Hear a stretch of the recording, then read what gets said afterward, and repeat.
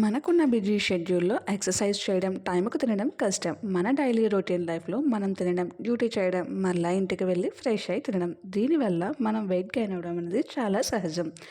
దీనికోసం అనేక medicines use చేయడం లేదా పూర్తిగా ఖాళీ కడుపుతో ఉండి ఆరోగ్యాన్ని పాడు చేసుకోవడం కన్నా ఇలా చేయడం బెటర్.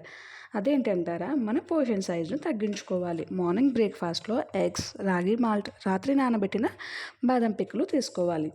మధ్యాహ్నం లంచ్ నార్మల్గా తీసుకుంటాం. నైట్ రైస్ ఐటెం కాకుండా ఇడ్లీ, ఉప్మా, ప్లెయిన్ దోశ, అటుకులు ఉప్మా, సూప్స్ లాంటివి తీసుకోవాలి.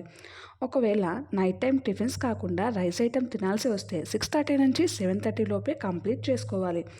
నైట్ డిన్నర్ నుంచి మార్నింగ్ బ్రేక్ఫాస్ట్కి మినిమం 10 to 12 అవర్స్ గ్యాప్ ఉండేలాగా చూసుకోవాలి. దీన్నే ఇంటర్మీడియట్ ఫాస్టింగ్ అని కూడా అంటారు. కడుపు మార్చుకుంటూ ఆకలితో ఉండడం కన్నా నచ్చినవి తింటూ లిమిట్లో తినడం వల్ల మన హెల్త్ని మనం కాపాడుకోవచ్చు. అంతే ఫ్రెండ్స్, మరిన్ని విషయాలతో నెక్స్ట్ వీడియోలో కలుసుకుందాం. అంతవరకు bye bye. Please follow my channel.